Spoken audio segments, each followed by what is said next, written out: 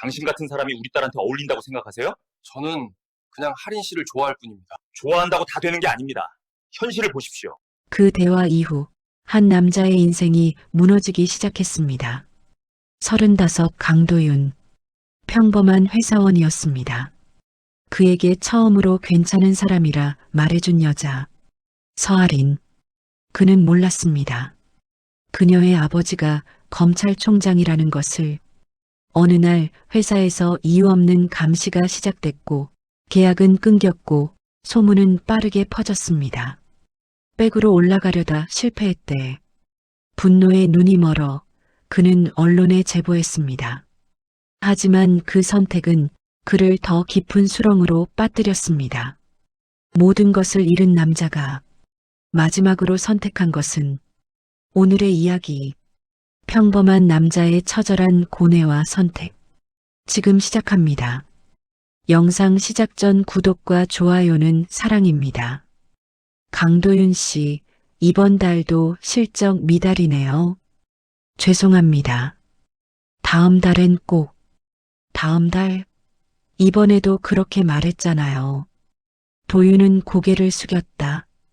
팀장의 한숨 소리가 사무실 전체로 퍼지는 것 같았다. 옆자리 동료들은 모니터만 쳐다보며 못 본 척했다.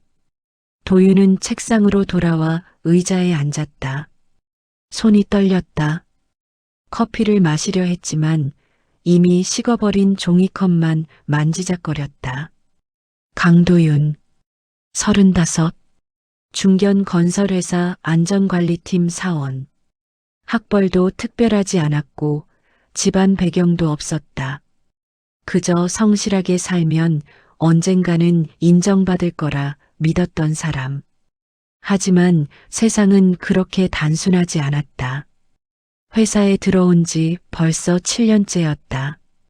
같은 해 입사한 동기들은 하나둘 승진했고 몇몇은 이미 대리를 넘어 과장이 되었다. 하지만 도윤은 여전히 사원이었다. 승진 탈락 통보를 받을 때마다 인사팀에서는 조금만 더 노력하면 됩니다라고 말했지만 도윤은 알고 있었다. 노력의 문제가 아니라는 것을. 점심시간 구내식당. 도윤은 혼자 구석 자리에 앉았다. 주변에서는 동료들이 무리지어 앉아 웃고 떠들었다. 그들의 대화 소리가 멀리서 들렸다. 야, 이번에 신입 들어온다며? 서울대 출신이래. 또, 요즘 신입들 스펙 장난 아니더라. 우리 때랑은 다르지 뭐. 도윤은 밥을 씹었다. 맛이 없었다. 아니, 정확히는 맛을 느낄 여유가 없었다. 머릿속은 온통 이번 달 실적 이야기로 가득했다. 현장 점검 보고서를 제출했지만 상사는 형식적이다며 다시 쓰라고 했다. 도윤은 3번이나 고쳤었지만 결국 통과되지 않았다. 퇴근 후 원룸으로 돌아왔다. 좁고 낡은 방이었다. 서울 외곽역에서 버스로 30분을 더 가야 하는 곳. 월세는 오르는데 월급은 그대로였다. 도윤은 현관문을 닫고 바닥에 주저앉았다. 오늘도 버텼다는 안도감보다는 내일도 이렇게 살아야 한다는 절망감이 더 컸다.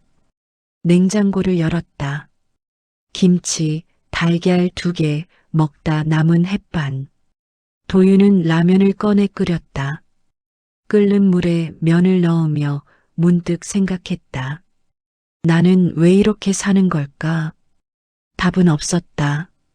그저 살아가는 것뿐이었다. 핸드폰을 켰다. SNS에는 대학 동기들의 근황이 올라와 있었다. 결혼 사진, 신혼여행 사진, 승진 축하 인증샷. 모두가 앞으로 나아가는 것 같았다. 도윤만 제자리에 멈춰 있는 것 같았다. 그는 핸드폰을 내려놓고 라면을 먹었다. 뜨거웠지만 맛은 느껴지지 않았다. 밤이 깊었다. 도윤은 침대에 누워 천장을 바라봤다. 이런 생각이 들었다. 내가 뭘 잘못한 걸까? 열심히 살았다. 거짓말하지 않았고 남에게 피해주지 않으려 했다. 하지만 그게 전부였다. 특별한 재능도 백도 운도 없었다. 도윤은 눈을 감았다. 잠이 오지 않았다. 머릿속에서는 팀장의 목소리가 계속 맴돌았다. 이번 달도 실적 미달. 그 말이 도윤의 존재 자체를 부정하는 것처럼 느껴졌다. 그렇게 강도윤은 오늘도 한 발 늦게 하루를 마감했다. 세상은 빠르게 돌아가는데 그는 언제나 그 속도를 따라잡지 못했다.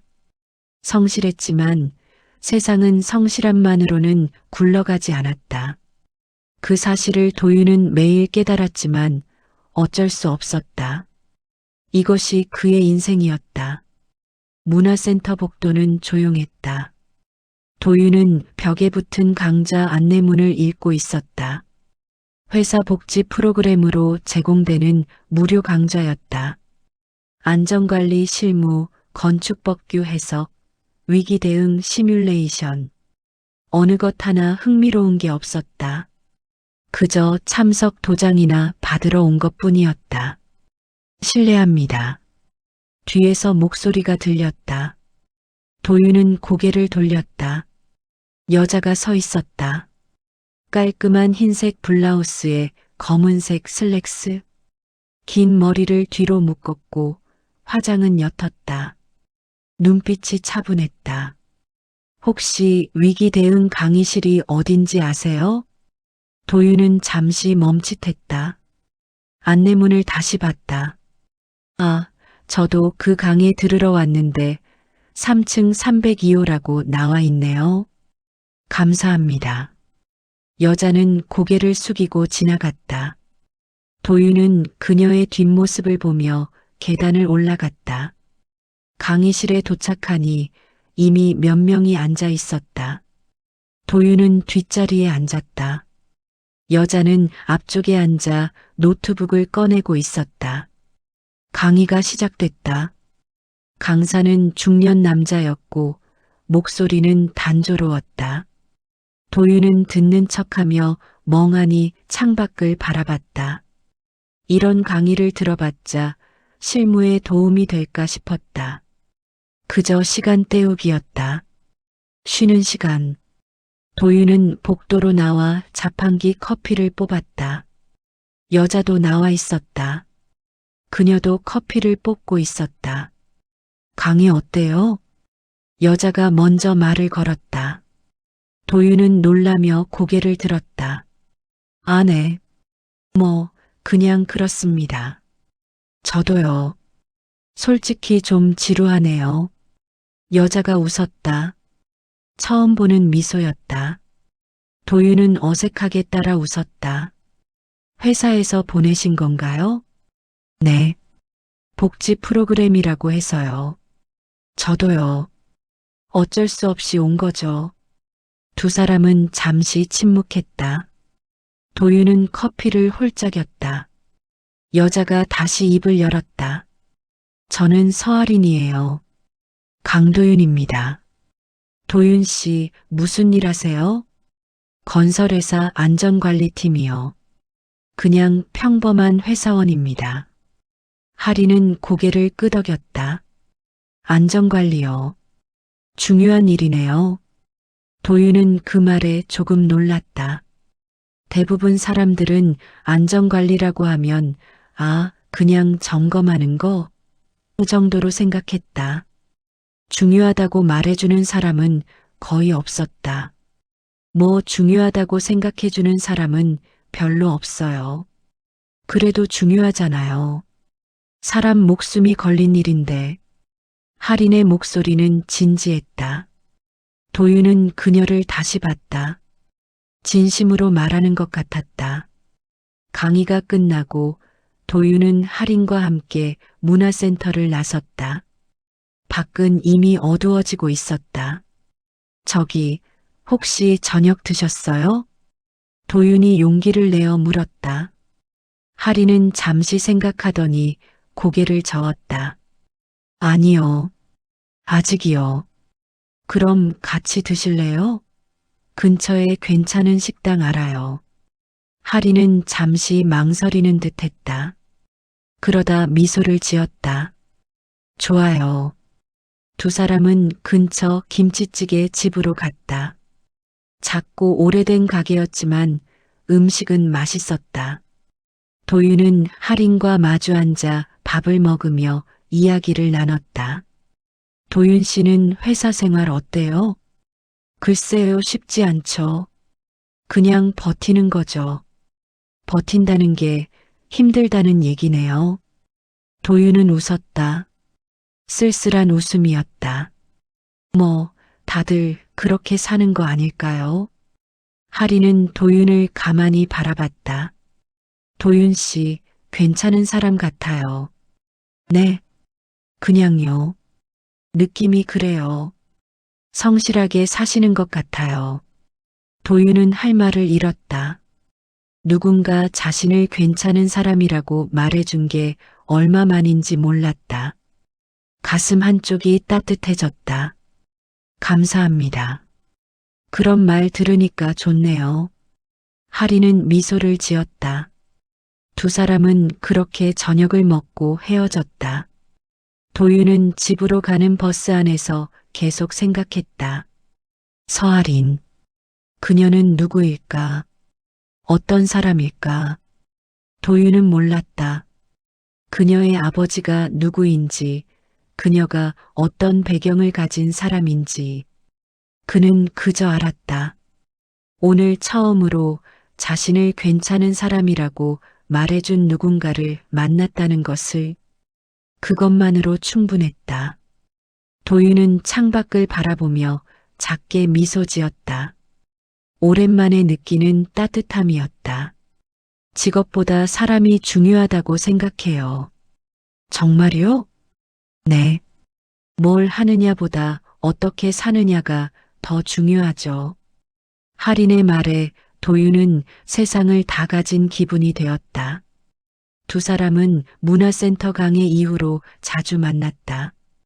처음엔 커피 한 잔으로 시작했고, 그 다음엔 저녁 식사, 그리고 주말 산책으로 이어졌다. 도윤은 할인과 함께 있으면 자신이 조금은 괜찮은 사람이 된 것 같았다. 어느 토요일 오후 두 사람은 한강공원을 걷고 있었다. 날씨가 좋았다. 하늘은 맑았고 바람은 시원했다. 도윤은 할인 옆을 걸으며 행복했다. 이런 순간이 오래 지속되길 바랐다. 도윤 씨, 가족은 어떠세요? 할인이 물었다.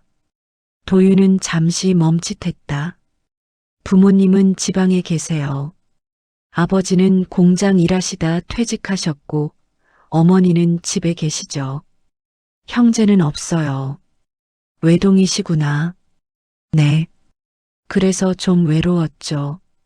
어렸을 때부터. 하리는 고개를 끄덕였다. 저도 외동이에요. 그 마음 알아요. 도윤은 할인을 봤다. 그녀도 외롭게 자랐을까? 그녀의 표정에서 무언가 슬픔 같은 게 보였다. 할인 씨 부모님은요? 아버지는 일이 바쁘셔서 거의 못 봐요. 어머니는 일찍 돌아가셨어요. 아, 죄송합니다. 괜찮아요. 오래됐어요. 두 사람은 잠시 침묵했다. 도윤은 할인의 손을 슬쩍 잡았다. 할인은 놀라지 않았다. 그저 손을 꽉 쥐어줬다. 그 순간 도윤은 느꼈다. 이 사람과 함께라면 조금은 덜 외로울 수 있을 것 같다고. 도윤 씨, 꿈이 뭐예요? 꿈이요? 도윤은 생각했다. 꿈. 그런 걸 생각해 본 지 오래됐다. 매일 살아가는 것만으로도 버거웠으니까. 글쎄요, 그냥 평범하게 사는 거요. 좋은 사람 만나서 가정 꾸리고 아이 낳고 그런 평범한 삶이요. 하리는 미소를 지었다. 그게 제일 어려운 건데요. 그런가요? 네. 평범하게 산다는 게 생각보다 힘든 일이에요. 도윤은 할인의 말이 무슨 뜻인지 알 것 같았다. 평범함. 그것은 누구나 원하지만 모두가 가질 수 없는 것이었다. 주말이 지나고 다시 월요일이 왔다. 도윤은 회사로 출근했다. 하지만 마음은 여전히 할인과 함께 한강을 걷고 있었다. 그녀의 미소, 그녀의 목소리, 그녀의 따뜻한 손. 점심시간 도윤은 동료 미정과 구내식당에서 마주쳤다. 미정은 도윤보다 한 살 어렸고 입사 동기였다. 둘은 종종 이야기를 나눴다. 도윤 씨, 요즘 표정 좋아 보여요.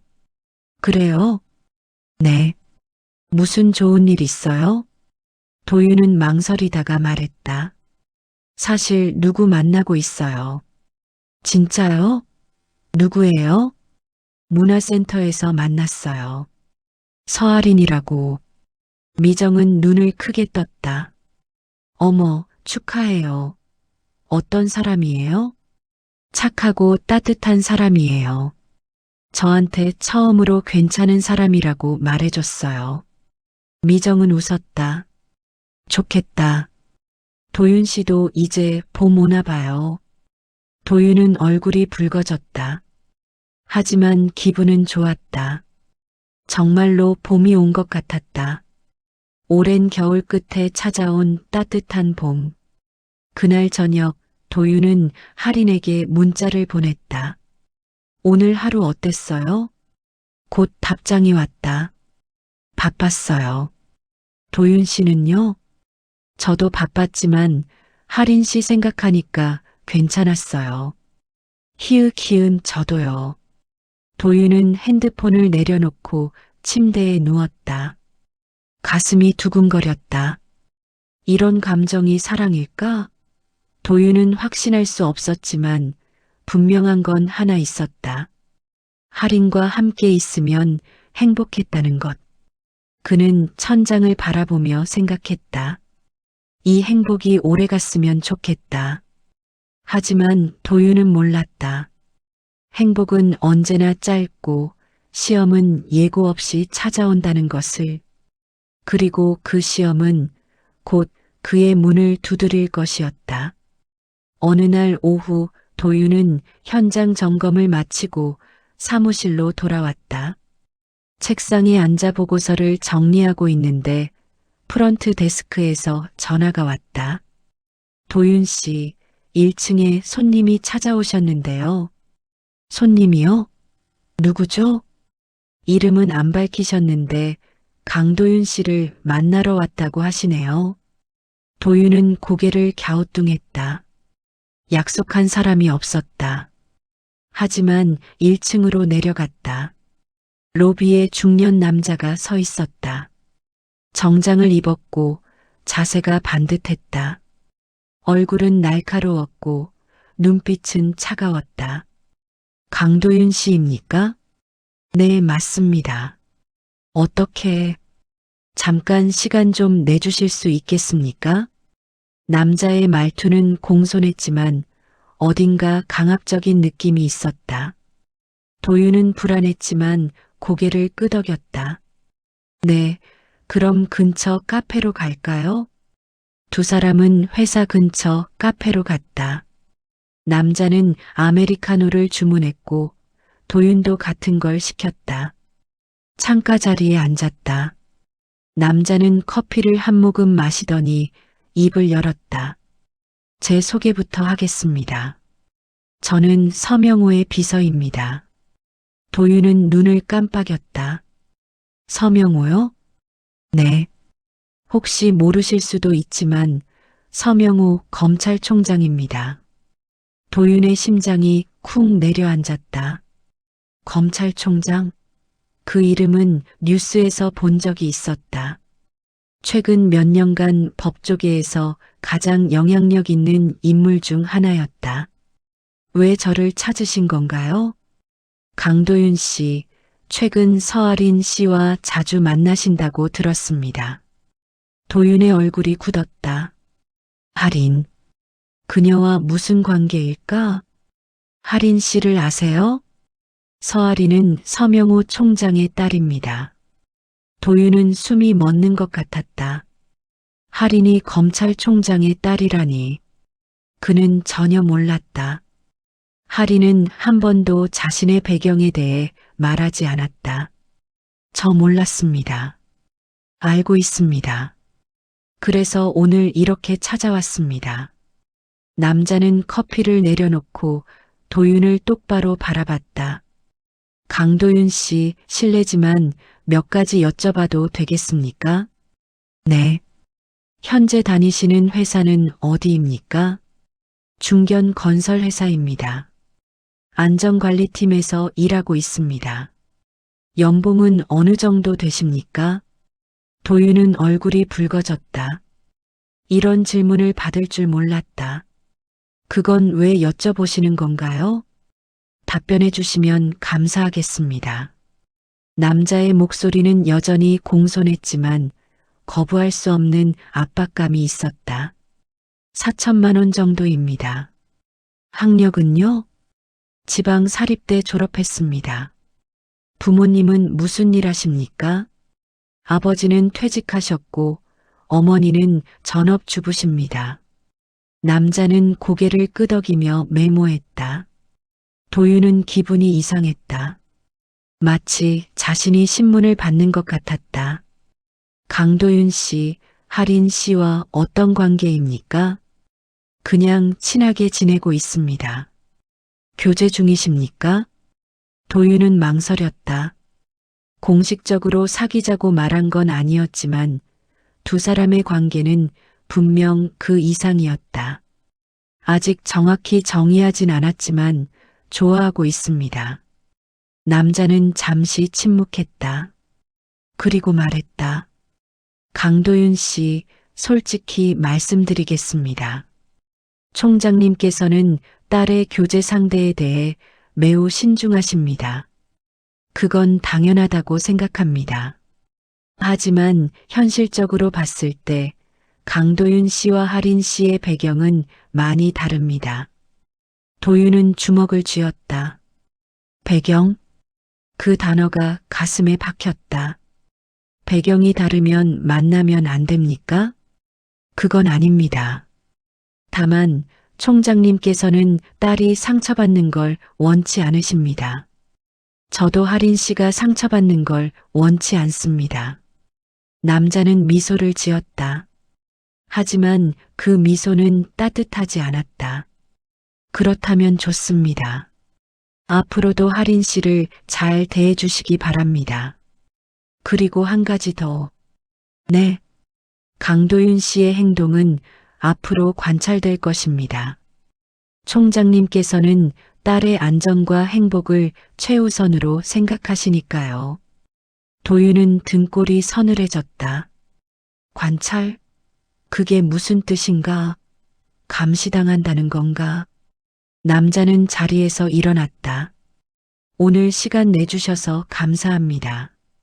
앞으로도 좋은 관계 유지하시길 바랍니다. 그렇게 남자는 사라졌다. 도윤은 혼자 카페에 남아 멍하니 앉아 있었다. 커피는 이미 식어 있었다. 손이 떨렸다. 할인이 검찰총장의 딸이라니. 그리고 자신은 지금 시험받고 있다는 것. 도윤은 깨달았다. 이 관계는 생각보다 훨씬 복잡하고 위험할 수 있다는 것을. 그날 밤 도윤은 할인에게 전화를 걸었다. 손이 떨렸다. 벨이 3번 울리고 할인이 받았다. 여보세요, 도윤 씨? 할인 씨 오늘 시간 있어요? 지금요? 무슨 일 있어요?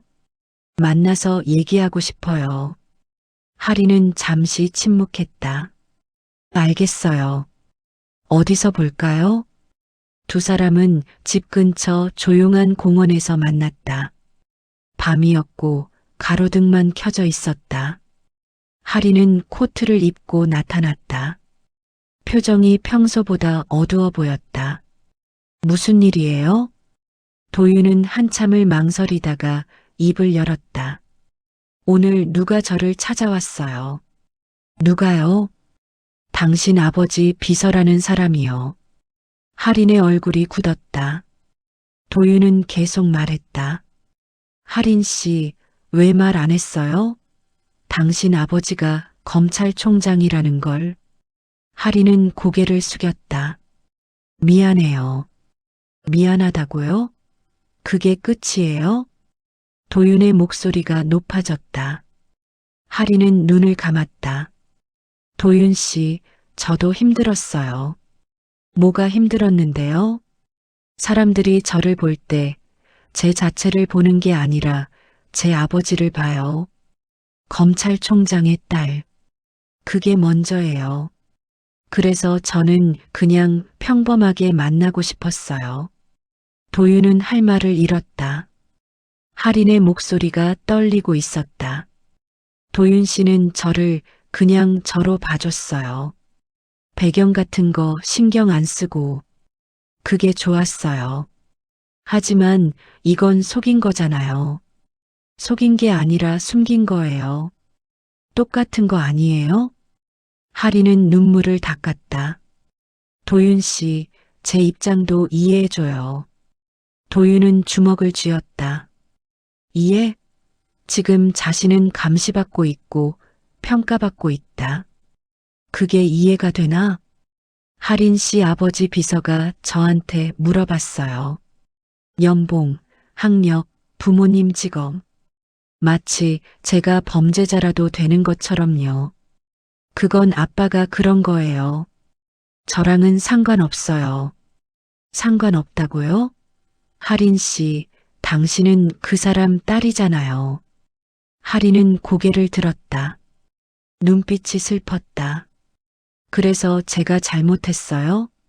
제가 검찰총장 딸로 태어난 게 잘못이에요? 도윤은 대답하지 못했다.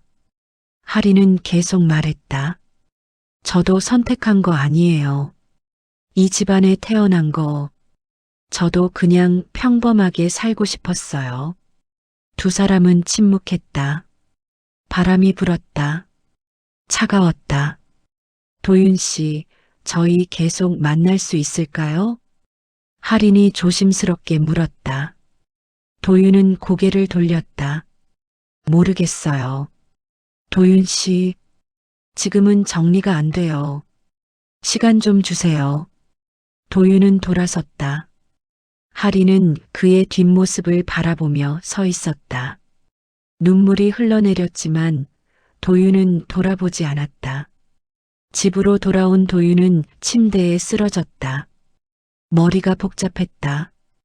할인을 좋아하는 마음은 진심이었다. 하지만 그녀의 배경은 도윤이 감당할 수 없을 만큼 컸다. 핸드폰이 울렸다. 할인이었다. 도윤은 전화를 받지 않았다. 문자가 왔다. 도윤 씨, 미안해요. 하지만 제 마음은 진심이었어요. 도윤은 문자를 읽고 핸드폰을 내려놓았다. 진심. 그 단어가 가슴을 찔렀다. 하지만 진심만으로는 부족했다. 세상은 진심만으로 돌아가지 않았다. 도윤은 천장을 바라봤다. 그 남자가 말했던 게 생각났다. 관찰될 것입니다. 도윤의 심장은 바닥으로 꺼졌다. 그는 깨달았다. 자신은 지금 시험받고 있고 그 시험은 이미 시작되었다는 것을. 월요일 아침 도윤은 평소처럼 출근했다. 하지만 회사 분위기가 이상했다. 동료들이 도윤을 보는 시선이 달랐다. 어떤 이들은 힐끔힐끔 쳐다봤고 어떤 이들은 아예 눈을 피했다. 도윤은 자리에 앉아 컴퓨터를 켰다. 메일함에 이상한 메일이 하나 와 있었다. 발신자는 익명이었다. 제목은 강도윤 사원에 대한 업무 태도 점검 요청이었다. 도윤은 메일을 열었다.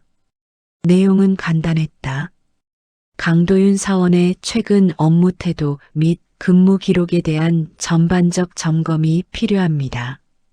상급 부서에서 요청한 사항이니 협조 바랍니다. 도윤은 눈을 의심했다. 상급 부서? 자신에게 무슨 문제가 있다는 건가? 그는 팀장실로 갔다. 팀장은 서류를 보고 있었다. 팀장님, 저 관련해서 메일이 왔던데요. 팀장은 고개를 들었다. 표정이 불편해 보였다. 아, 도윤 씨. 그거 나도 잘 모르겠어요. 위에서 갑자기 지시가 내려왔어요. 무슨 지시요? 도윤 씨 업무 전반을 점검하라고요. 출퇴근 기록, 보고서, 품질, 현장 점검 이력까지 전부요. 도윤은 가슴이 답답했다. 제가 뭘 잘못했습니까? 그건 나도 몰라요.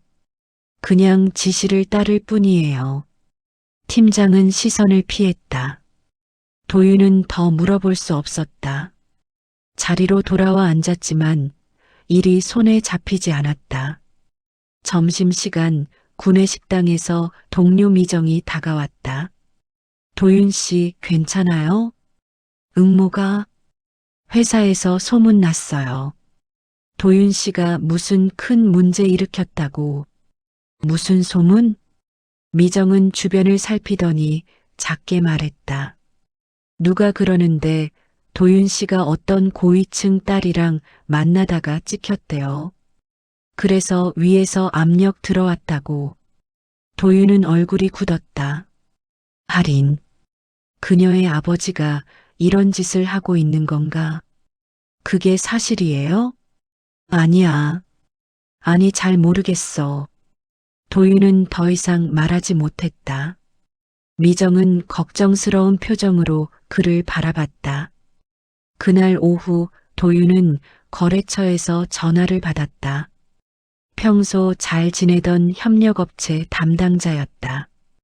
도윤 씨, 미안한데 이번 프로젝트 같이 못할 것 같아요. 네. 갑자기 왜요? 위에서 지시가 내려왔어요. 강도윤 씨랑은 거래하지 말라고. 그게 무슨 소리예요? 저도 잘 모르겠어요. 그냥 갑자기 그런 지시가 왔어요. 미안해요. 전화가 끊겼다. 도윤은 멍하니 핸드폰을 내려다봤다. 거래 중단? 이게 무슨 일인가? 저녁 도윤은 퇴근하지 못하고 사무실에 남아 있었다. 다른 동료들은 모두 떠났고 사무실은 텅 비어 있었다. 도윤은 책상에 엎드렸다. 머리가 아팠다. 핸드폰이 울렸다. 할인이었다. 도윤은 전화를 받지 않았다. 다시 울렸다. 세 번째 전화에 도윤은 받았다. 여보세요. 도윤 씨, 왜 전화 안 받았어요? 바빴어요. 도윤 씨, 우리 만나요. 얘기 좀 해요. 지금은 안 돼요. 도윤 씨, 뭔가 잘못된 거 알아요. 아빠가 뭔가 했죠? 도윤은 대답하지 않았다. 할인의 목소리가 떨렸다. 도윤 씨, 제발 말해줘요. 제가 뭘 해야 돼요? 아무것도 하지 마세요. 도윤 씨, 이제 그만 연락해요. 할인 씨, 도윤은 전화를 끊었다. 할인은 다시 전화를 걸었지만 도윤은 받지 않았다. 그는 핸드폰을 책상 위에 놓고 창밖을 바라봤다. 밤이 깊어갔다. 빌딩 불빛들이 하나둘 꺼졌다. 도윤은 여전히 사무실에 앉아 있었다. 생각이 많았다. 할인을 좋아하는 마음은 진심이었다. 하지만 그녀의 아버지는 자신을 짓밟고 있었다. 도윤은 깨달았다. 이건 단순한 연애 문제가 아니었다. 권력의 문제였다. 그리고 자신은 그 권력 앞에서 너무나 무력했다. 집으로 돌아온 도윤은 샤워도 하지 않고 침대에 쓰러졌다. 눈을 감았지만 잠이 오지 않았다. 머릿속에서는 오늘 하루가 계속 반복됐다. 동료들의 시선, 팀장의 불편한 표정, 끊긴 거래, 할인의 떨리는 목소리. 도윤은 이불을 뒤집어 썼다. 숨이 막혔다. 하지만 이불 밖으로 나갈 용기가 없었다. 그는 그렇게 밤을 보냈다. 회사에서는 이유 없는 감시가 시작됐고, 계약은 끊겼고, 소문은 빠르게 퍼졌다. 도윤의 일상은 조금씩 무너지고 있었다. 다음 날 도윤은 출근했지만 분위기는 더 나빠져 있었다. 복도를 지나갈 때 동료들이 수군거리는 소리가 들렸다. 도윤은 못 들은 척했지만 귀는 저절로 그쪽으로 향했다. 저 사람 진짜 배짱 좋네. 맞아. 검찰총장 딸이랑 사귀면서 뭘 바랐을까? 당연히 백 노리고 그런 거지. 도윤은 걸음을 멈췄다. 돌아서서 말하고 싶었다. 아니라고, 그게 아니라고. 하지만 입이 떨어지지 않았다. 그는 그냥 고개를 숙이고 자리로 갔다. 점심시간 미정이 다가왔다. 표정이 심각했다. 도윤 씨, 잠깐 밖에서 얘기해요. 두 사람은 회사 뒤편 벤치로 갔다. 미정은 주변을 살피더니 조심스럽게 말했다. 도윤 씨, 사람들이 그래요. 뭐라고요? 백으로 올라가려다 실패했다고. 검찰총장 딸한테 잘 보여서 승진하려고 했는데 들켜서 잘렸다고. 도윤은 웃음이 나왔다. 허탈한 웃음이었다. 그게 말이 돼요? 나 아직 안 잘렸는데. 하지만 다들 그렇게 생각해요. 그리고 도윤 씨, 솔직히 말할게요. 지금 회사에서 도윤 씨 편 드는 사람 없어요. 왜요? 내가 뭘 잘못했는데요? 잘못한 게 아니라 그냥 상황이 그래요. 위에서 압력 들어오면 다들 피하는 거예요. 나도 미안하지만 이러다 나까지 엮일까봐 무서워요. 미정은 고개를 숙였다. 도윤은 아무 말도 하지 않았다. 미정이 일어섰다. 도윤 씨, 이번 일 잘 해결하길 바랄게요. 근데 당분간은 좀 거리 두는 게 좋을 것 같아요. 미정은 돌아갔다. 도윤은 혼자 벤치에 남았다. 하늘을 올려다봤다. 구름이 빠르게 지나갔다. 세상도 저렇게 빠르게 변하는구나 싶었다. 저녁, 도윤은 집 근처 편의점에 들렀다. 맥주를 몇 캔 샀다. 집에 돌아와 불을 켜지 않고 바닥에 앉았다. 맥주를 땄다. 쓰고 차가웠다. 한 캔을 다 마시고 두 번째 캔을 땄다. 핸드폰이 울렸다. 할인이었다. 또 도윤은 이번엔 전화를 받았다. 여보세요. 도윤 씨. 할인의 목소리가 울먹이고 있었다. 왜 이래요? 왜 전화도 안 받고 문자도 안 읽어요? 읽었어요. 그럼 왜 답장 안 해요? 할 말이 없어서요. 도윤 씨, 제발 우리 만나서 얘기해요. 만나서 뭐 얘기할 건데요? 아빠 일 얘기해요. 제가 아빠한테 말할게요. 도윤 씨한테 그러지 말라고. 도윤은 웃었다. 비웃음이었다. 할인 씨 아버지가 그만둘 것 같아요? 그래도 제가 말하면. 할인 씨. 도윤의 목소리가 낮아졌다. 할인 씨는 모르는 거예요. 지금 내가 어떤 상황인지. 그러니까 말해줘요. 제가 도와줄게요. 도와줘요? 어떻게요? 제가 아빠한테 말할게요. 제가 도윤 씨 좋아한다고 그만두라고. 도윤은 맥주를 한 모금 더 마셨다. 할인 씨, 그렇게 해봤자 소용없어요. 왜요? 하린 씨 아버지는 날 시험하고 있어요. 내가 하린 씨한테 어울리는 사람인지. 그리고 결론은 이미 났어요. 난 어울리지 않는 사람이에요. 그건 아빠가 결정할 일이 아니에요. 하린의 목소리가 높아졌다. 제 인생이에요. 제가 누구 만날지는 제가 결정해요. 하지만 현실은 그렇지 않잖아요. 도윤의 목소리는 지쳐 있었다.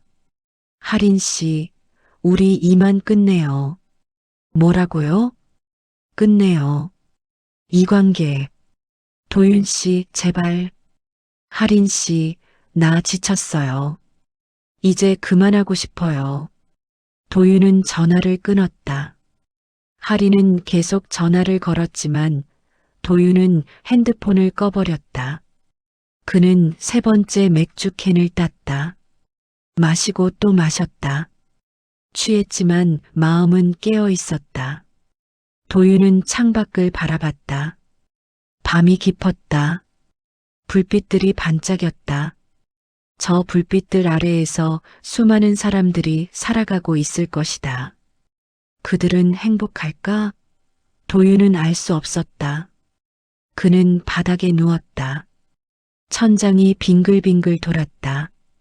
취기가 올라왔다. 하지만 잠은 오지 않았다.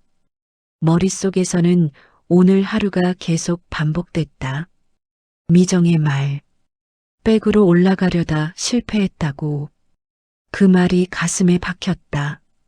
도윤은 눈을 감았다. 오해. 사람들은 그를 오해하고 있었다. 하지만 해명할 방법이 없었다. 아니, 해명해봤자 믿지 않을 것이다. 세상은 이미 결론을 내렸다. 강도윤은 백을 노린 비겁한 남자라고. 일주일이 지났다. 도윤은 회사에 나갔지만 사실상 유령 같은 존재였다. 아무도 그에게 일을 주지 않았고 아무도 말을 걸지 않았다.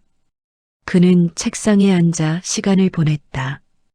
인터넷을 하거나 의미 없는 서류를 뒤적였다. 그러던 어느 날 팀장이 도윤을 불렀다. 도윤 씨, 잠깐 들어와요. 도윤은 팀장실로 들어갔다. 팀장은 서류를 보고 있었다. 표정이 무거웠다. 도윤 씨 앉아요. 도윤은 의자에 앉았다. 팀장은 한숨을 쉬었다. 도윤 씨, 이번 달 말로 계약 종료해요. 네. 회사에서 결정했어요. 더 이상 도윤 씨와 계약을 연장하지 않기로요. 도윤은 숨이 막혔다.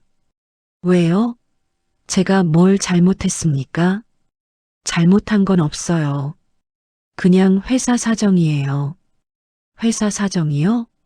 그게 무슨 소리예요? 팀장은 시선을 피했다. 도윤 씨, 나도 할 말이 없어요. 위에서 내려온 결정이에요. 도윤은 주먹을 쥐었다. 이게 서명호 검찰총장 때문인 거 다 알고 있잖아요. 팀장은 대답하지 않았다.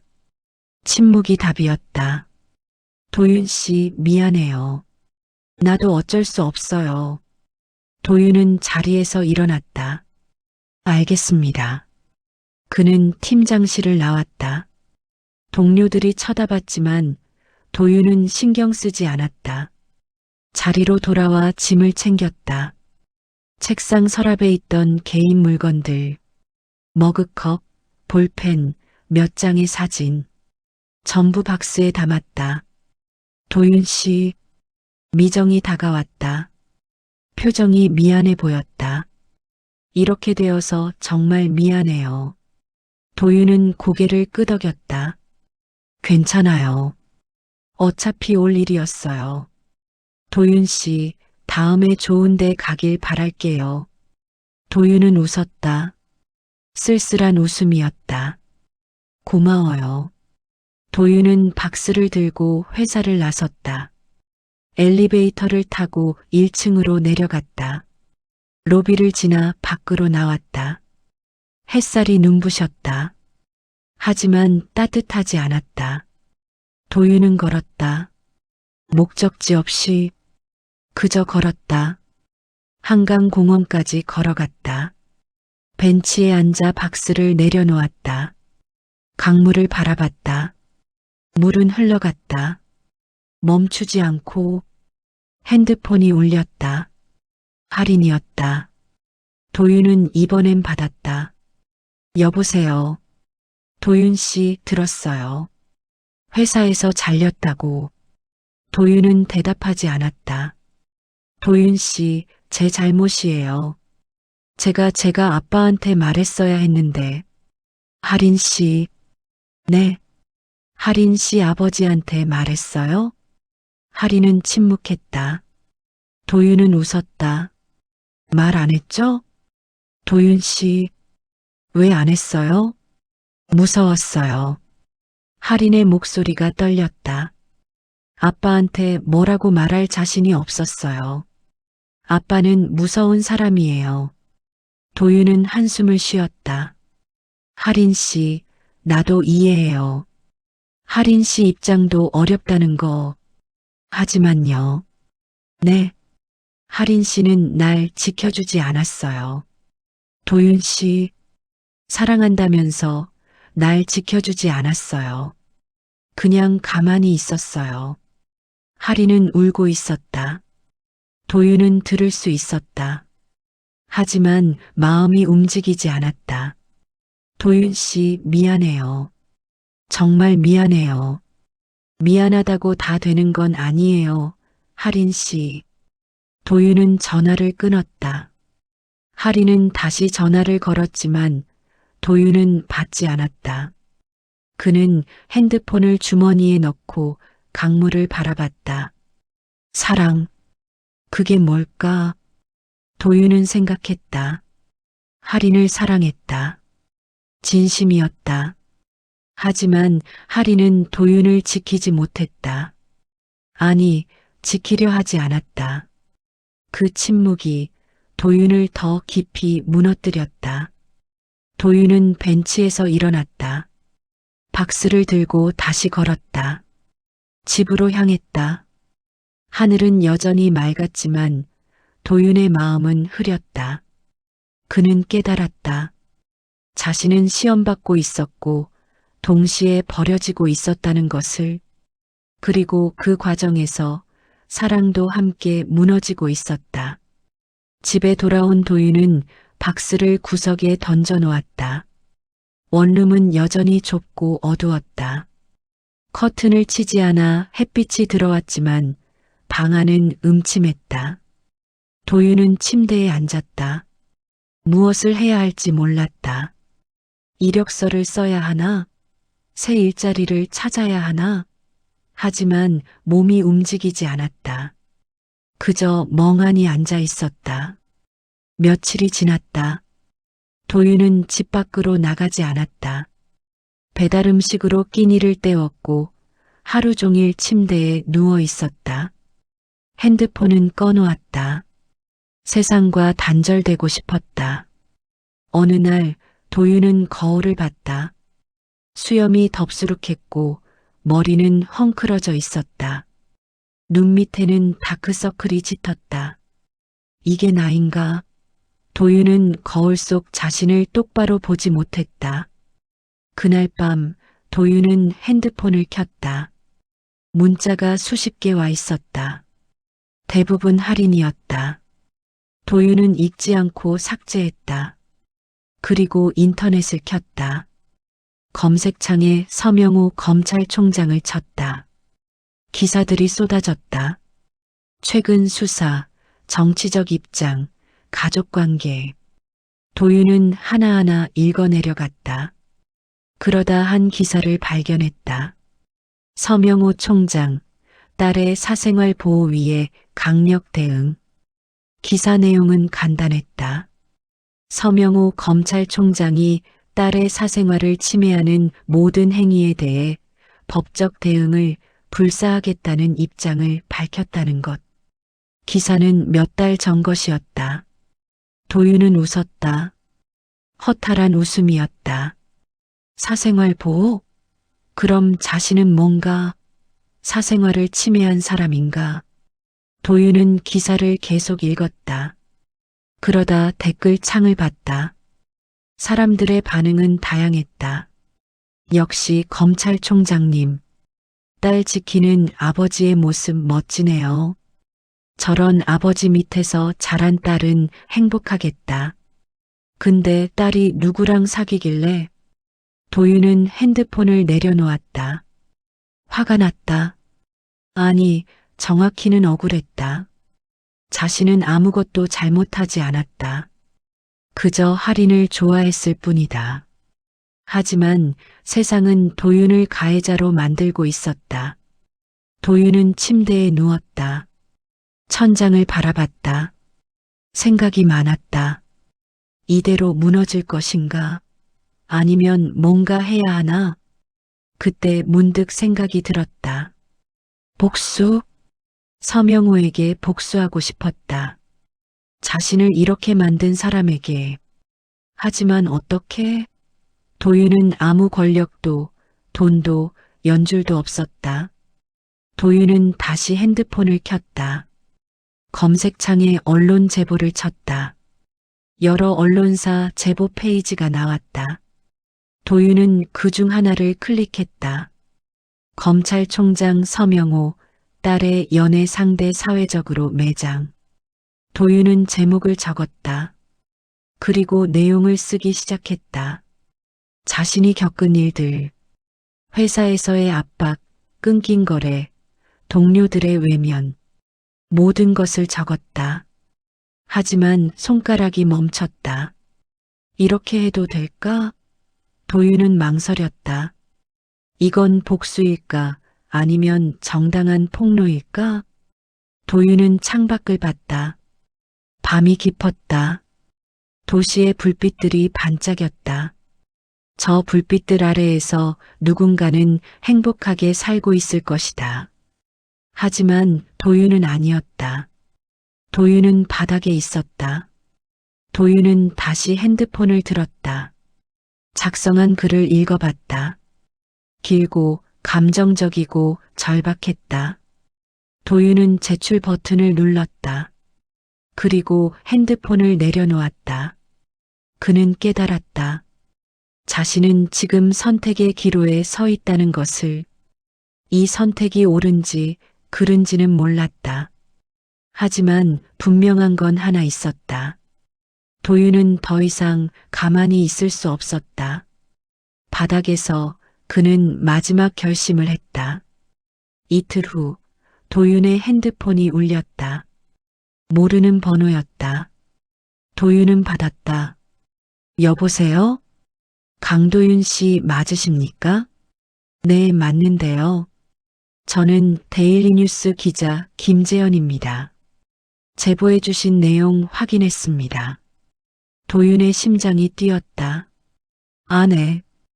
혹시 직접 만나서 얘기 나눌 수 있을까요? 이건 좀 크게 다룰 수 있을 것 같아서요. 크게요? 네. 검찰총장 가족 이야기잖아요. 대중 관심도 높고 권력 남용 의혹도 있고 이거 제대로 보도하면 큰 이슈 될 겁니다. 도윤은 잠시 망설였다. 하지만 이미 늦었다. 제보는 했고 기자는 관심을 보였다. 알겠습니다. 만나죠. 두 사람은 조용한 카페에서 만났다. 김재영 기자는 도윤보다 나이가 많아 보였다. 녹음기와 노트를 꺼내 놓았다. 강도윤 씨, 제보 내용 자세히 말씀해 주시겠어요? 도윤은 처음부터 끝까지 말했다. 할인과의 만남, 아버지 비서의 방문, 회사에서의 압박, 계약 종료. 모든 것을 털어놓았다. 김재현 기자는 열심히 메모했다. 증거는 있으십니까? 증거요? 네. 회사에서 압박받았다는 증거, 거래가 끊긴 증거. 그런 게 있어야 기사화할 수 있어요. 도윤은 핸드폰을 꺼냈다. 메일, 문자, 통화 기록, 모든 걸 보여줬다. 이 정도면 충분합니다. 강도윤 씨, 실명 공개 괜찮으십니까? 실명이요? 네. 익명으로 하면 신빙성이 떨어져요. 실명으로 가는 게 임팩트가 큽니다. 도윤은 고민했다. 실명 공개. 그럼 완전히 돌아갈 수 없는 다리를 건너는 것이다. 생각할 시간 좀 주세요. 알겠습니다. 하지만 빨리 결정해 주세요. 이런 건 타이밍이 중요하거든요. 카페를 나온 도윤은 한참을 걸었다. 머리가 복잡했다. 이 선택이 옳은가? 하지만 다른 방법이 있나? 그날 밤 도윤은 할인에게 전화를 걸었다. 오랜만이었다. 할인은 즉시 받았다. 도윤 씨, 할인 씨, 도윤 씨, 어떻게 지내요? 괜찮아요? 할인 씨, 마지막으로 물어볼게요. 네. 할인 씨 아버지, 저한테 한 일 알고 있어요? 할인은 침묵했다. 도윤은 계속 말했다. 알고 있으면서 가만히 있었던 거예요. 아니면 정말 몰랐던 거예요? 도윤 씨 저는 대답해 주세요. 할인의 목소리가 떨렸다. 알고 있었어요. 도윤은 눈을 감았다. 그럼 왜 아무것도 안 했어요? 무서웠어요. 아빠한테 뭐라고 할 수가 없었어요. 그럼 나는요? 나는 어떻게 되든 상관없었어요? 그게 아니라, 할인 씨, 이제 끝이에요. 정말로. 도윤은 전화를 끊었다. 할인은 다시 전화를 걸었지만 도윤은 받지 않았다. 도윤은 김재현 기자에게 문자를 보냈다. 실명 공개 괜찮습니다. 기사 써주세요. 답장이 왔다. 알겠습니다. 내일 아침 기사 나갑니다. 도윤은 핸드폰을 내려놓고 창밖을 바라봤다. 분노에 눈이 멀어 그는 돌아갈 수 없는 선택을 했다. 검찰총장 가족 이야기. 그 이야기는 내일 아침 세상에 공개될 것이다. 도윤은 침대에 누웠다. 후회되지 않았다. 아니, 후회하지 않으려고 애썼다. 이게 복수다. 자신을 망친 사람들에 대한. 도윤은 그렇게 스스로를 설득했다. 하지만 가슴 한쪽은 불안했다. 이 선택이 정말 옳은 것일까? 다음 날 아침 도윤은 핸드폰 알림 소리에 잠에서 깼다. 눈을 뜨자마자 핸드폰을 확인했다. 포털 사이트 메인 화면에 기사가 떠 있었다. 검찰총장 서명호 딸 연애 상대 사회적 매장 의혹. 기사는 데일리뉴스 단독이었다. 조회수가 빠르게 올라가고 있었다. 댓글은 이미 수백 개가 달려 있었다. 역시 권력자들은 다 똑같네. 딸 연애도 간섭하고 상대방 인생 망치고. 이게 검찰총장이 할 짓인가? 강도윤이라는 사람 불쌍하네. 사랑했다가 인생 망했네. 하지만 반대 의견도 많았다. 근데 이거 강도윤 측 주장만 있고 증거는 없잖아. 검찰총장이 진짜 그랬을까? 좀 의심스러운데. 이 남자 유명인 딸 만나서 유명해지려는 거 아니야? 도윤은 댓글을 읽으며 가슴이 답답해졌다. 사람들의 반응은 반반이었다. 누군가는 도윤을 동정했고 누군가는 의심했다. 오전 10시 도윤의 핸드폰이 울렸다. 김재현 기자였다. 강도윤 씨, 기사 봤죠? 네, 봤습니다. 반응 엄청납니다. 지금 다른 언론사들도 후속 보도 준비 중이에요. 강도윤 씨, 혹시 인터뷰 가능하세요? 인터뷰요? 네. TV 출연도 제안 들어왔어요. 이거 제대로 이슈화되면 강도윤 씨 입장 확실히 알릴 수 있을 거예요. 도윤은 망설였다. TV 출연? 그럼 얼굴까지 공개되는 건가? 생각 좀 해보겠습니다. 빨리 결정해 주세요. 타이밍 놓치면 안 돼요. 전화를 끊고 도윤은 다시 기사를 읽었다. 기사 내용은 도윤이 말한 그대로였다. 하지만 뭔가 과장된 느낌도 있었다. 특히 제목이 자극적이었다. 오후가 되자 도윤의 핸드폰에 모르는 번호에서 전화가 계속 걸려왔다. 기자들이었다. 도윤은 대부분 받지 않았다. 하지만 한 통은 받았다. 강도윤 씨, 서명호 검찰총장 측에서 반박 보도자료 냈습니다. 확인하셨어요? 아니요, 뭐라고 했는데요? 강도윤 씨 주장은 전부 사실무근이며 명예훼손으로 법적 대응하겠다고 했습니다. 도윤은 심장이 철렁 내려앉았다. 법적 대응이요? 네. 그리고 강도윤 씨가 하린 씨에게 스토킹과 금전 요구를 했다는 주장도 나왔어요. 그건 거짓말이에요. 그래도 검찰총장 측에서 그렇게 발표했어요. 강도윤 씨, 이거 대응 안 하시면 여론 안 좋아질 수 있어요. 전화를 끊고 도윤은 급하게 포털 사이트를 확인했다. 새 기사가 올라와 있었다. 서명호 총장 측 강도윤 주장은 허위. 법적 대응 예정. 기사 내용은 충격적이었다.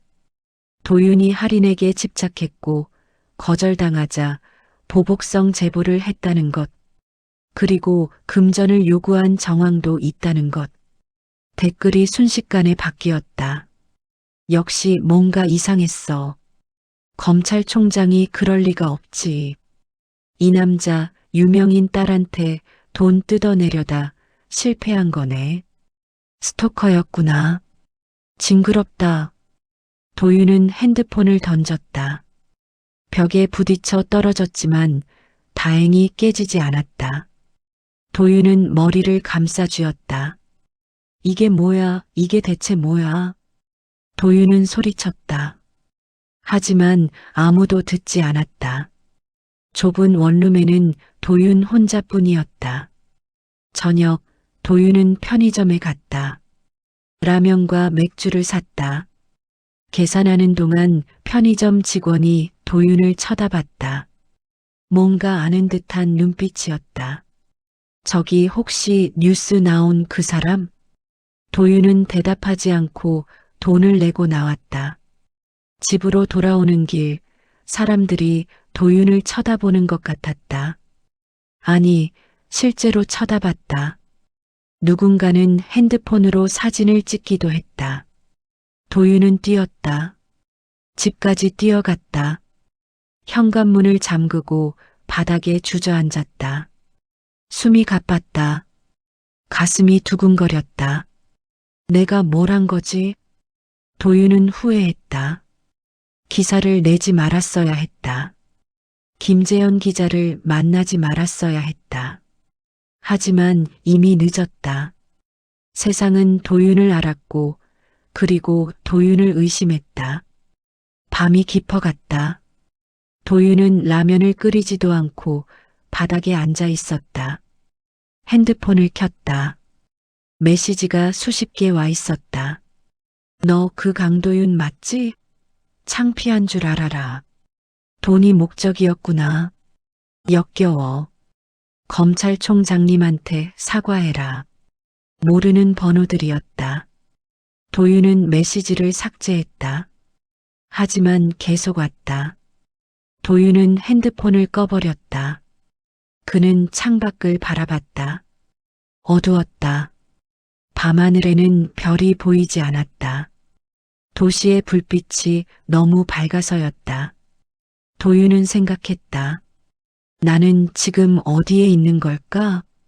기사 하나로 세상은 들썩였지만 도윤의 삶은 더 깊은 수렁에 빠졌다. 그는 복수하려 했지만 오히려 자신이 공격받고 있었다. 이게 폭로의 대가였다. 도윤은 그제야 깨달았다. 자신이 얼마나 어리석은 선택을 했는지. 일주일이 지났다. 도윤은 집 밖으로 나가지 않았다. 배달 음식으로 연명했고 커튼을 치고 어둠 속에서 지냈다. 인터넷은 보지 않았다. 볼 때마다 자신을 욕하는 댓글들만 보였기 때문이다. 어느 날 오후 초인종이 울렸다. 도윤은 무시했다. 하지만 계속 울렸다. 도윤은 마지못해 문을 열었다. 밖에 중년 남자가 서 있었다. 정장을 입었고 얼굴이 익숙했다. 도윤은 그를 알아봤다. 할인 아버지의 비서였다. 무슨 일이세요? 도윤의 목소리는 쉬어 있었다. 총장님께서 강도윤 씨를 만나고 싶어 하십니다. 만나서 뭐 하시게요? 또 협박하시게요? 그게 아닙니다. 직접 얘기하고 싶다고 하셨습니다. 도윤은 웃었다. 비웃음이었다. 사양하겠습니다. 강도윤 씨, 총장님께서는 진심으로 얘기하고 싶어 하십니다. 부탁드립니다. 도윤은 문을 닫으려 했다. 하지만 비서가 손으로 막았다. 1시간만 시간 내주십시오. 총장님께서 직접 오시겠습니다. 여기로요? 네. 강도윤 씨가 원하시는 곳이면 어디든 가시겠다고 하셨습니다. 도윤은 잠시 생각했다. 서명호. 그 사람을 직접 만난다? 뭔가 함정이 있을 것 같았다. 하지만 동시에 궁금했다. 그 사람이 뭐라고 할지. 알겠습니다. 1시간 드리죠. 1시간 뒤 초인종이 다시 울렸다. 도윤은 문을 열었다. 서명호가 서 있었다. TV에서 본 것과 똑같았다. 정장, 반듯한 자세, 날카로운 눈빛. 들어오시죠. 도윤은 문을 열어줬다. 서명호는 원룸 안을 둘러봤다. 좁고 어둡고 지저분했다. 하지만 그는 아무 말 없이 의자에 앉았다. 커피라도 드릴까요? 아니요, 괜찮습니다. 두 사람은 마주 앉았다. 침묵이 흘렀다. 서명호가 먼저 입을 열었다. 강도윤 씨, 제 딸과의 일로 많이 힘드셨죠? 네. 사과드립니다. 도윤은 눈을 크게 떴다. 사과? 검찰총장이 자신에게 사과를 한다고? 무슨 말씀이세요? 제 딸 일로 강도윤 씨가 피해를 입은 건 사실입니다. 하지만 한 가지는 분명히 해두고 싶습니다. 서명호는 도윤을 똑바로 바라봤다. 저는 강도윤 씨 인생에 개입한 적 없습니다. 네. 회사에서 압박받았다고 하셨죠? 저는 그런 지시를 내린 적 없습니다. 거래가 끊긴 것도 계약이 종료된 것도 제가 한 일이 아닙니다. 도윤은 믿을 수 없었다. 그럼 누가 한 건데요? 아마도 제 주변 사람들일 겁니다. 서명호는 한숨을 쉬었다. 검찰총장이라는 자리는 생각보다 복잡합니다. 제가 직접 지시하지 않아도 사람들은 제 뜻을 알아서 짐작합니다. 그리고 과하게 행동하죠. 그게 무슨 변명입니까? 도윤의 목소리가 높아졌다. 결과적으로 제 인생이 망가진 건 똑같잖아요. 맞습니다. 그래서 사과드리는 겁니다. 서명호는 고개를 숙였다. 도윤은 할 말을 잃었다. 검찰총장이 자신에게 고개를 숙이고 있었다. 하지만 강도윤 씨, 서명호가 다시 고개를 들었다. 강도윤 씨도 잘못하셨습니다. 뭐요? 언론에 제보한 것. 그건 잘못된 선택이었습니다. 도윤은 주먹을 쥐었다. 그럼 어떻게 하라는 겁니까? 가만히 당하고만 있으라고요? 아니요. 저를 직접 찾아오셨어야 합니다. 언론이 아니라 찾아왔으면 받아주셨을 것 같아요? 서명호는 잠시 침묵했다. 모르겠습니다. 아마 안 받아줬을 수도 있습니다. 서명호는 솔직했다. 저도 완벽한 사람은 아닙니다. 딸을 지키고 싶었고 그 과정에서 강도윤 씨를 경계했습니다. 그게 잘못이었을 수도 있습니다. 도윤은 서명호를 바라봤다. 이 사람은 지금 진심으로 말하고 있었다. 강도윤 씨, 제가 할 수 있는 건 사과뿐입니다. 하지만 한 가지는 약속드릴 수 있습니다. 뭡니까? 더 이상 강도윤 씨 인생에 개입하지 않겠습니다. 그리고 주변 사람들에게도 확실히 말하겠습니다. 강도윤 씨를 건드리지 말라고. 서명호는 자리에서 일어났다. 오늘 시간 내주셔서 감사합니다. 그리고 다시 한번 사과드립니다. 서명호는 고개를 숙이고 나갔다. 도윤은 혼자 남았다. 멍하니 앉아 있었다. 서명호의 말이 머릿속을 맴돌았다. 난 내 인생에 개입한 적 없다. 그 말은 변명이 아니었다. 사실이었다. 도윤은 깨달았다. 자신을 망친 건 서명호가 아니었다. 서명호라는 이름, 그 권력 주변을 맴도는 사람들이었다. 그리고 그 속에서 스스로 무너진 건 도윤 자신이었다. 도윤은 서명호가 떠난 뒤 오랫동안 생각에 잠겼다. 정말로 서명호는 개입하지 않았을까? 아니면 그냥 책임을 회피하는 걸까? 도윤은 노트북을 켰다. 그동안 있었던 일들을 정리하기 시작했다. 회사에서의 압박, 끊긴 거래, 동료들의 외면, 하나하나 되짚어봤다. 팀장이 했던 말이 생각났다. 위에서 갑자기 지시가 내려왔어요. 위에서? 그럼 누가? 회사 임원? 아니면 외부? 도윤은 검색을 시작했다. 자신이 다녔던 회사와 검찰의 관계에 놀랍게도 연결고리가 있었다. 회사 대표가 과거 검찰 수사를 받은 적이 있었다. 그리고 그 수사를 지휘한 사람이 서명호였다. 그래서 도윤은 더 파고들었다. 회사 대표는 당시 혐의 없음으로 풀려났다. 서명호가 직접 무혐의 처분을 내렸다. 그 이후로 회사는 빠르게 성장했다. 도윤은 무언가 느꼈다. 이건 거래였다. 서명호가 무혐의 처분을 내려주고 회사는 그에 대한 보답으로 서명호 주변 사람들의 요구를 들어준 것. 그럼 도윤에게 압박을 가한 건 누구일까? 서명호가 직접 지시하지 않았다면 누군가 알아서 움직인 것이다.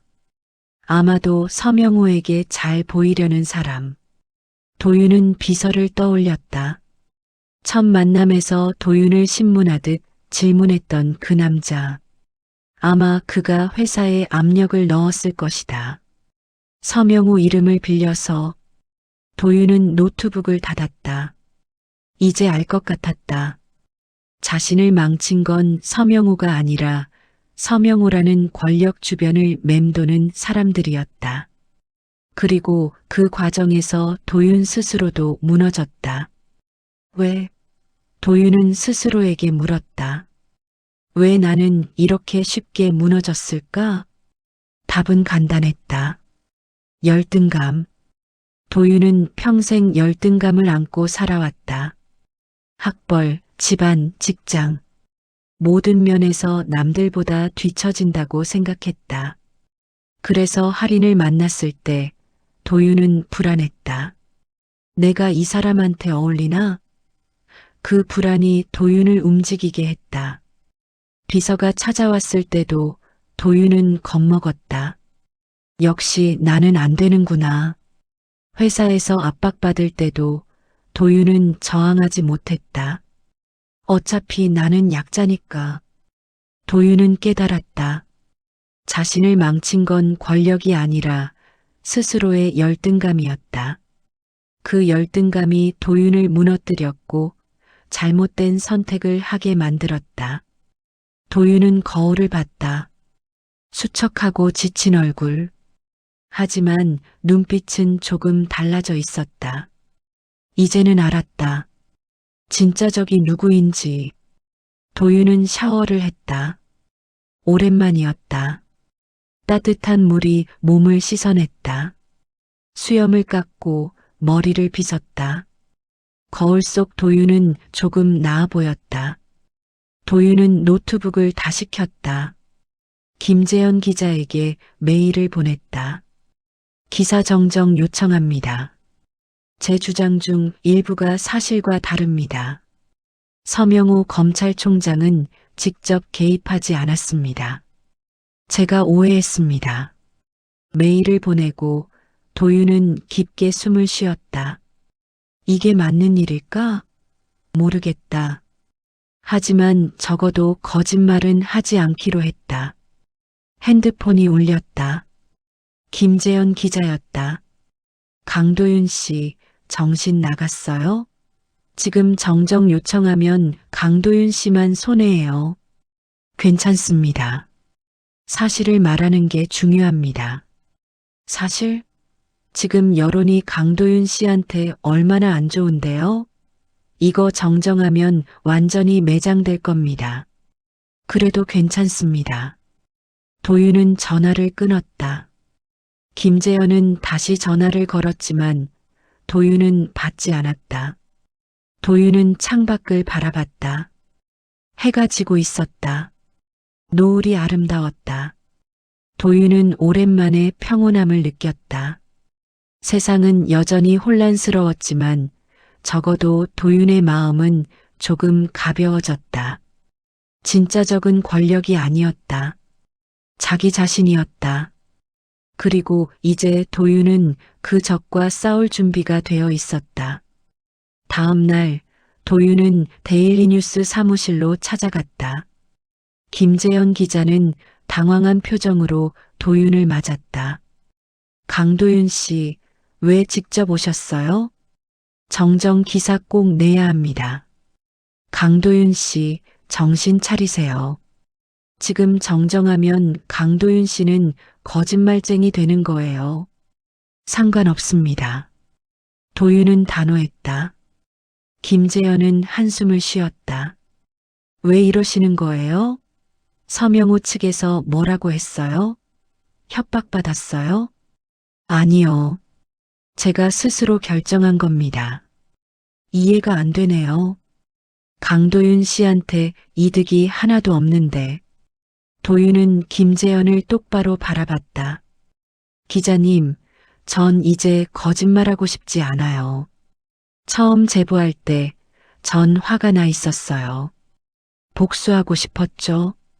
하지만 그게 전부 사실은 아니었어요. 그래도 서명우 검찰총장은 제 인생에 직접 개입하지 않았어요. 주변 사람들이 알아서 움직인 거고 저는 그걸 서명우 탓으로 돌렸어요. 김재현은 고개를 저었다.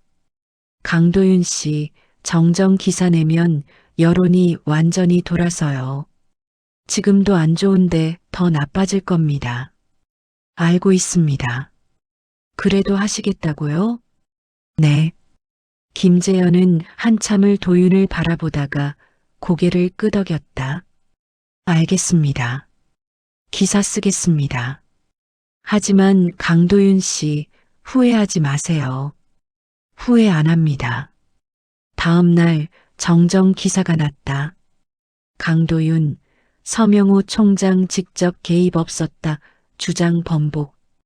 예상대로 여론은 폭발했다. 역시 거짓말이었네. 처음부터 의심했어. 이 사람 관심 받으려고 거짓말한 거 아니야? 검찰총장님한테 사과해라. 도윤은 댓글을 읽지 않았다. 읽을 필요가 없었다. 중요한 건 자신이 옳은 일을 했다는 것. 며칠 후 도윤은 편지를 받았다. 발신자는 서명호였다. 편지를 열었다. 강도윤 씨, 정정 기사 받습니다. 용기 있는 선택이었습니다. 강도윤 씨의 명예는 돌아오지 않을 수도 있습니다. 하지만 강도윤 씨는 스스로를 지켰습니다. 그게 더 중요합니다.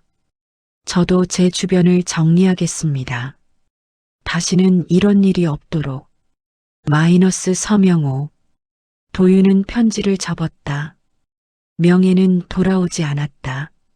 사람들은 여전히 도윤을 의심했다. 하지만 도윤은 괜찮았다. 적어도 거울 앞에서 자신을 똑바로 볼 수 있었다.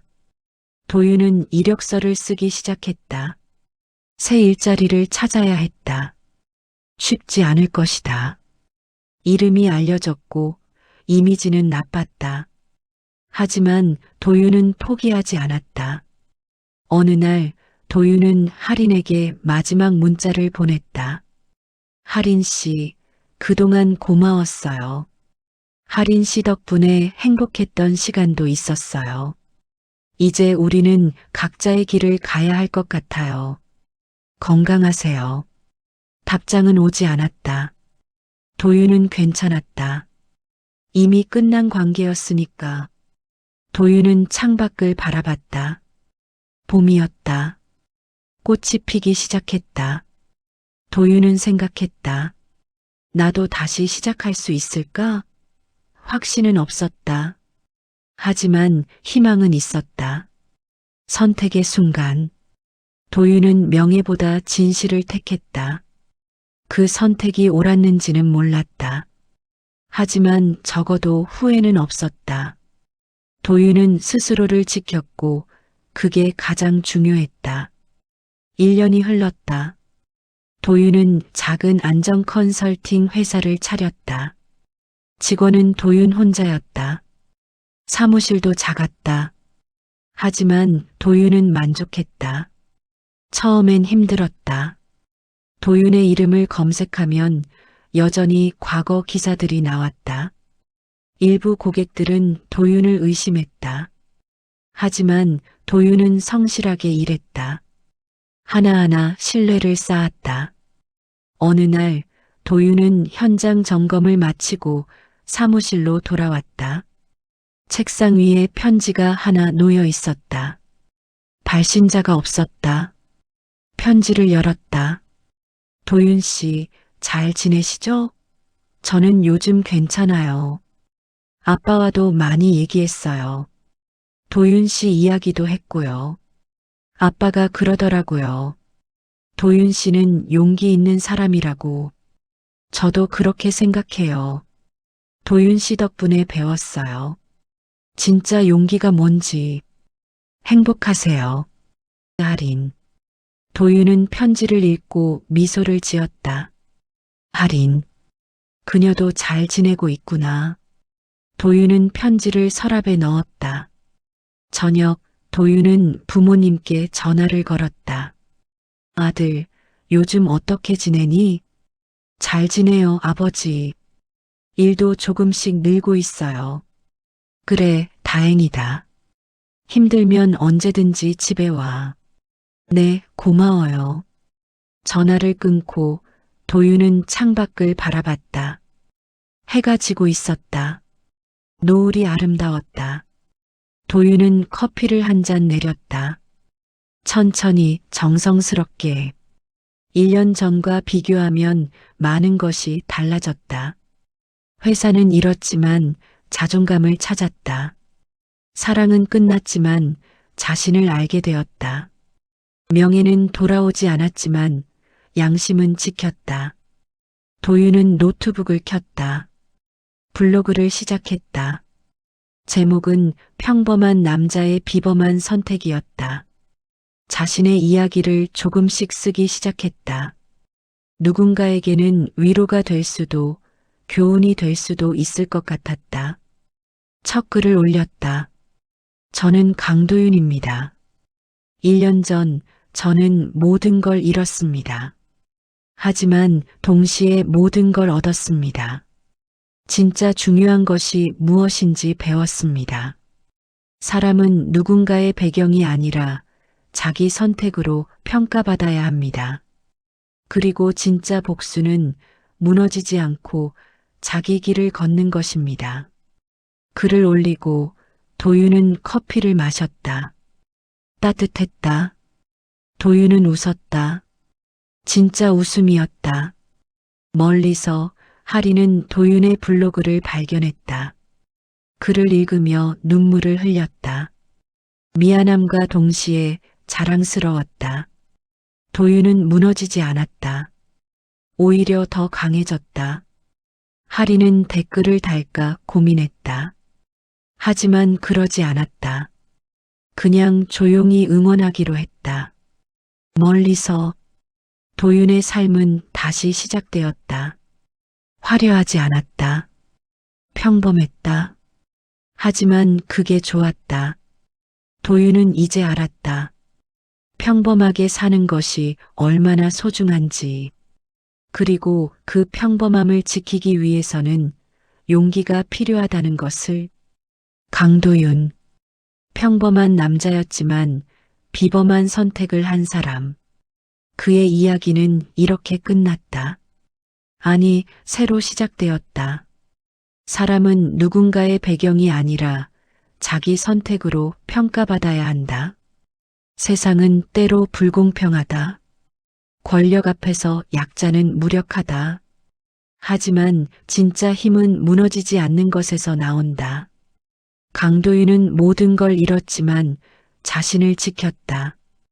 그게 진짜 승리였다. 그리고 진짜 복수는 원망 속에 사는 게 아니라 다시 일어서서 자기 길을 걷는 것이다. 재미있게 보셨나요? 이 영상이 마음에 드셨다면 구독과 좋아요를 눌러주세요. 여러분의 일상에 언제나 행복과 웃음이 가득하길 기원합니다.